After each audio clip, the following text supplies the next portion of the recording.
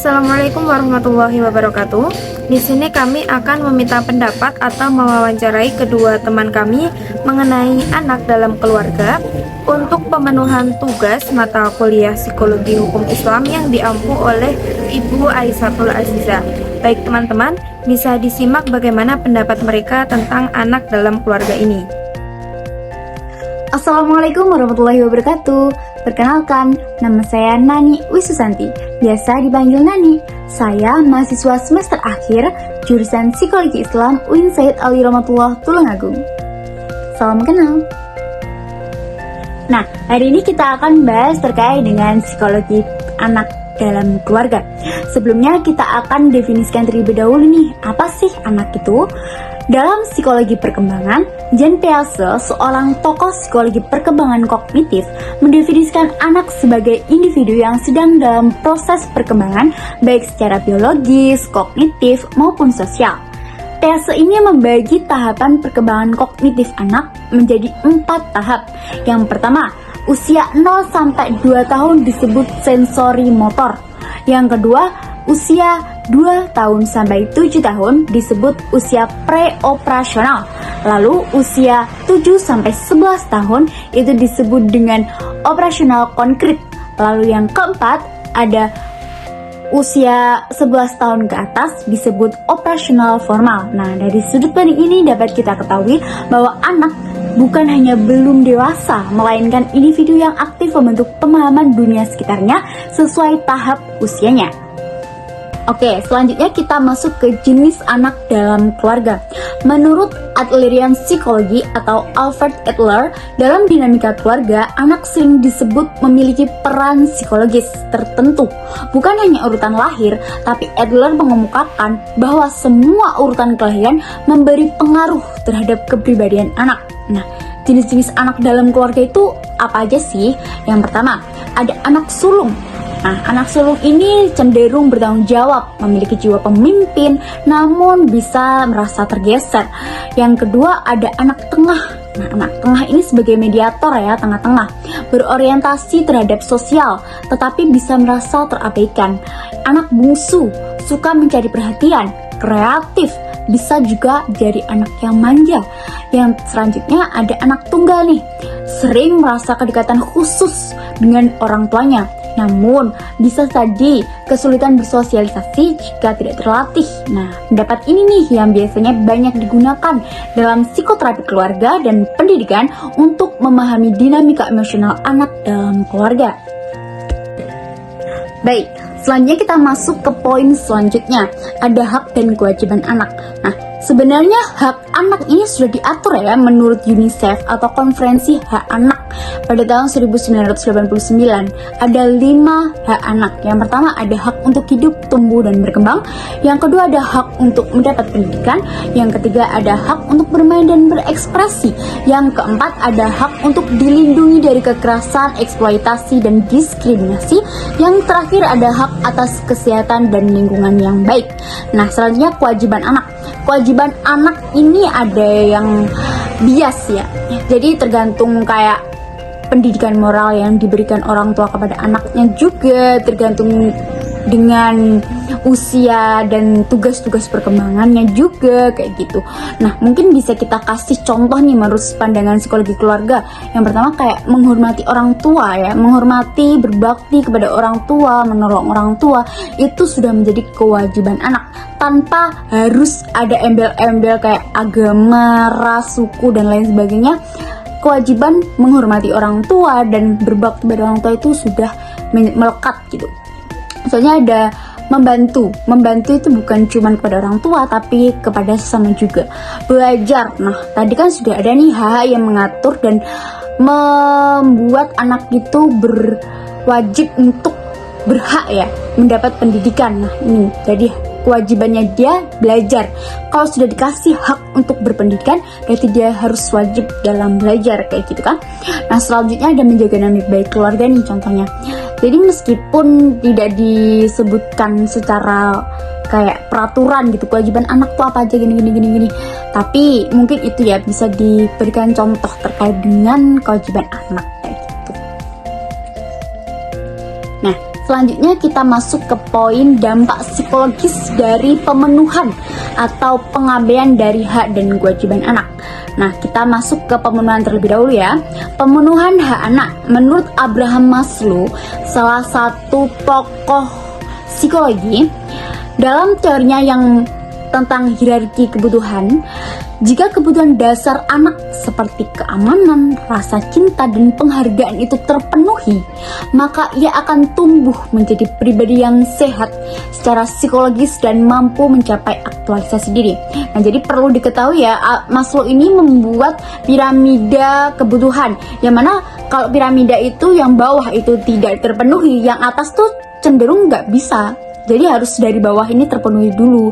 Yang pertama kan fisiologis ya, fisiologis, rasa aman. Nah, kalau sudah kebutuhan dasarnya sudah terpenuhi, masuk kebutuhan ke atasnya, di atasnya apa yang paling atas itu aktualisasi diri. Kayak gitu. Anak yang haknya terpenuhi itu cenderung seperti apa? Yang pertama ada percaya diri, mudah beradaptasi, punya hubungan sosial yang sehat, tumbuh optimal secara kognitif dan emosional. Seperti itu. Lalu bagaimana sih dampak psikologis dari pengabaian anak ini? Nah, menurut Bowlby. Nah, Bowlby itu siapa sih? Nah, Bowlby ini adalah seorang tokoh psikologi yang mencetuskan teori attachment. Dari bahasa Inggrisnya saja sudah terdefinisikan ya, attachment itu kayak gimana. Attachment itu kayak penyerangan gitu ya dari kosakata bahasa Inggrisnya.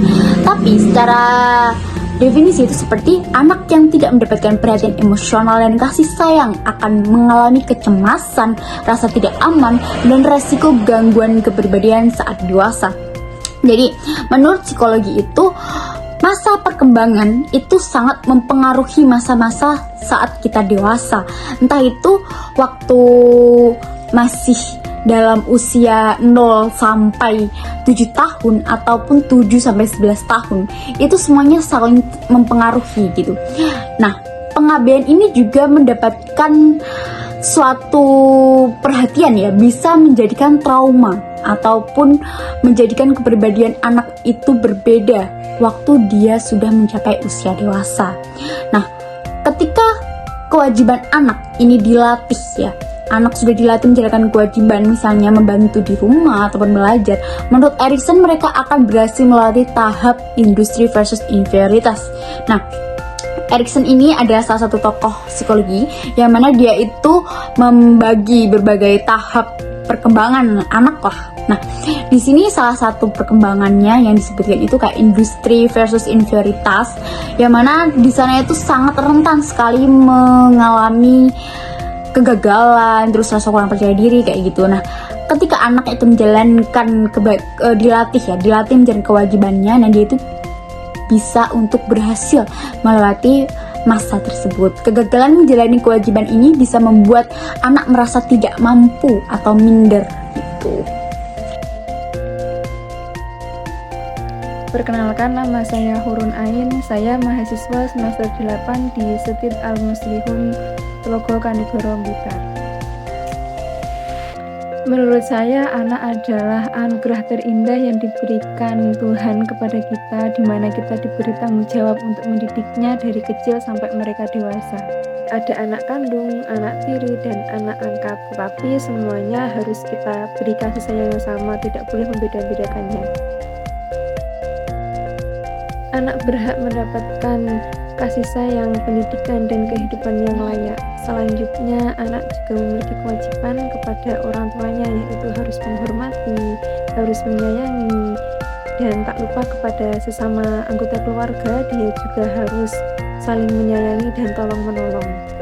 Dan tak lupa anak harus berkewajiban belajar agar orang tuanya tidak sia-sia untuk membiayainya sekolah.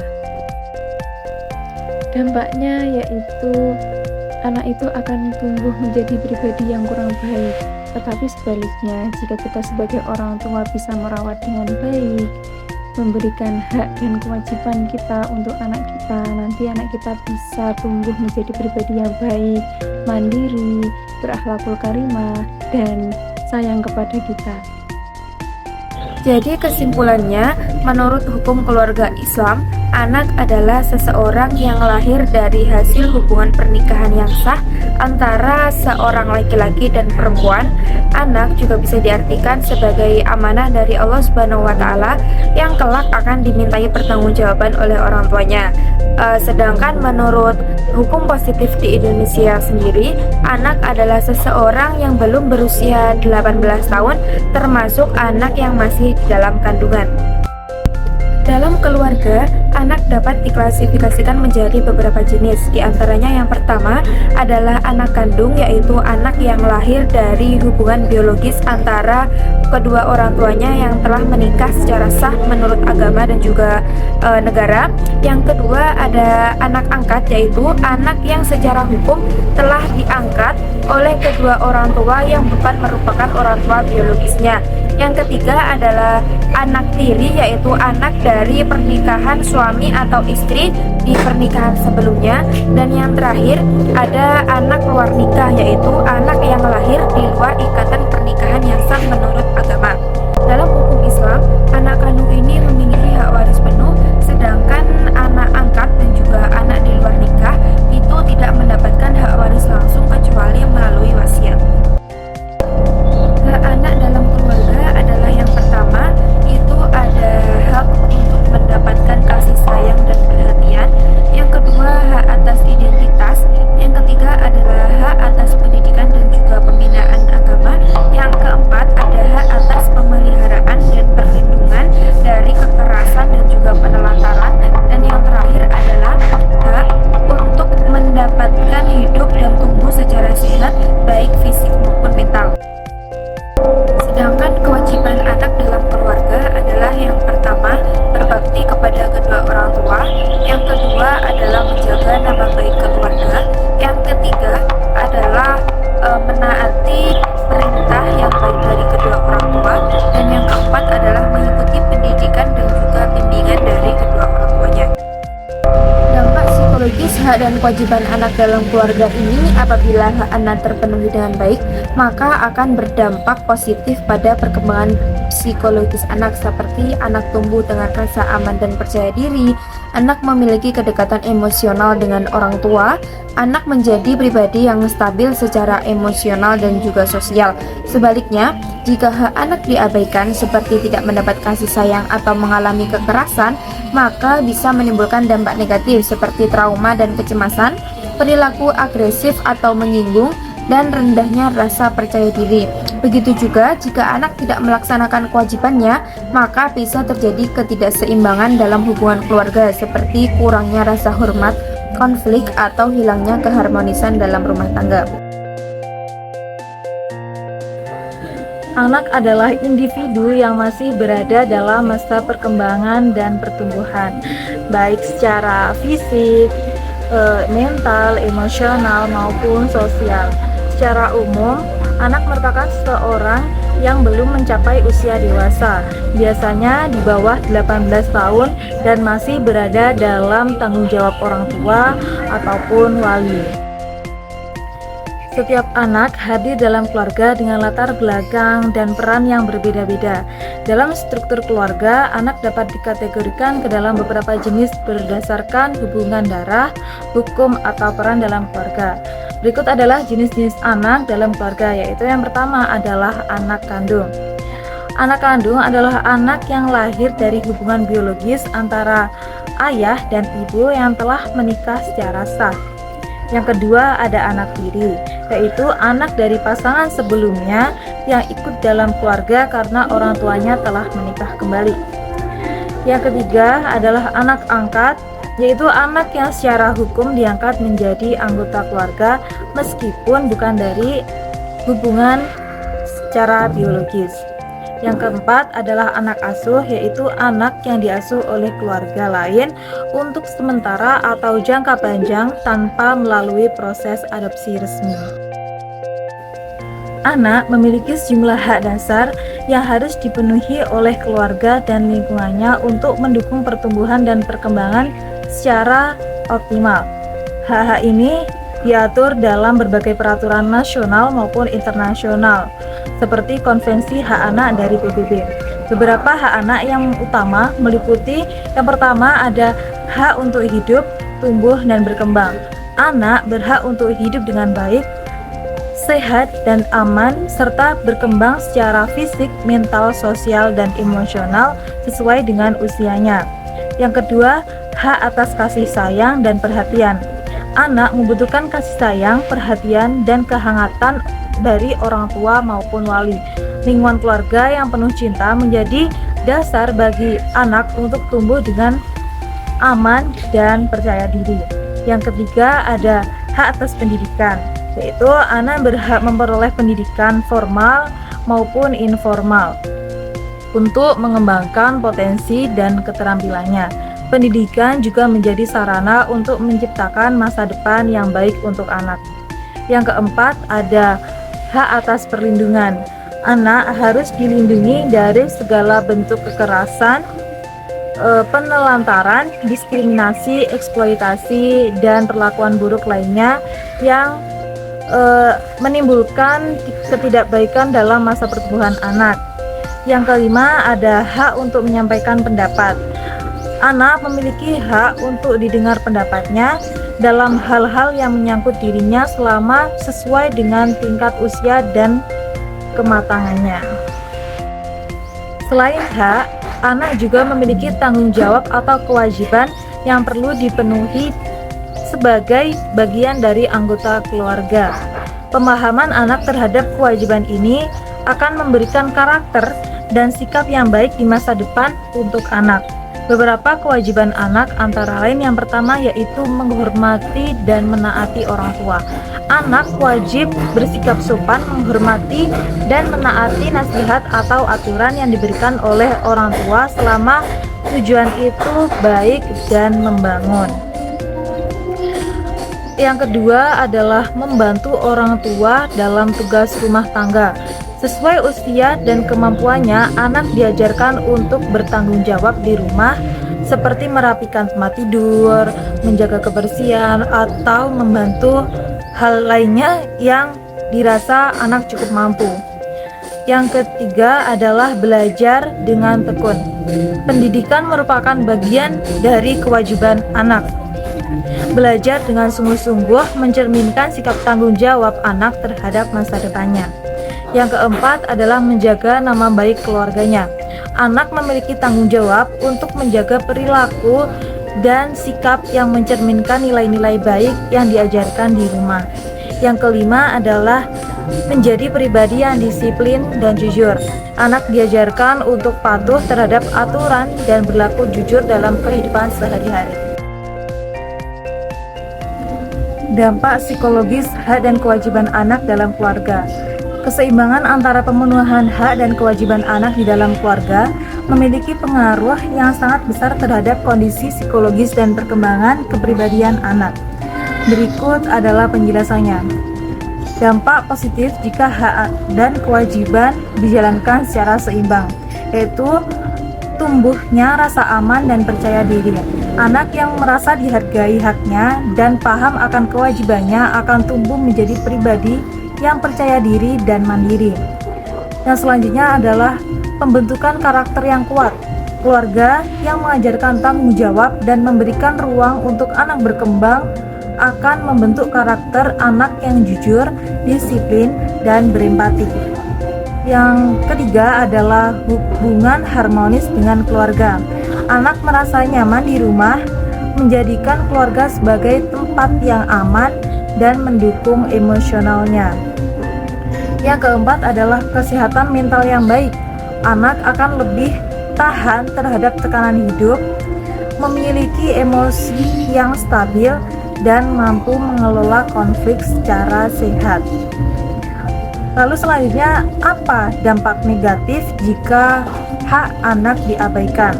Yaitu yang pertama ada rasa tidak dihargai. Anak bisa merasa rendah diri, tidak penting atau tidak layak dicintai. Yang kedua ada kecemasan dan stres. Anak yang tidak mendapatkan perlindungan atau kasih sayang dapat mengalami gangguan kecemasan, depresi atau perilaku yang menarik diri dari lingkungan sosial. Yang ketiga adalah perilaku menyimpang. Anak yang tidak dipenuhi haknya bisa mencari perhatian melalui cara negatif seperti membangkang, berbohong, atau bertindak agresif. Yang selanjutnya, bagaimana dampak negatif jika kewajiban anak diabaikan? Yaitu yang pertama, kurangnya tanggung jawab. Anak yang tidak dibiasakan memiliki kewajiban cenderung menjadi manja dan sulit menghargai orang lain. Yang kedua adalah kesulitan beradaptasi di lingkungan sosial. Anak mungkin mengalami konflik di sekolah atau masyarakat karena tidak terbiasa hidup dalam aturan atau kerjasama. Yang ketiga ada rentan terhadap kegagalan masa depan. Anak yang tidak diajarkan disiplin dan tanggung jawab akan kesulitan dalam dunia kerja atau kehidupan dewasa.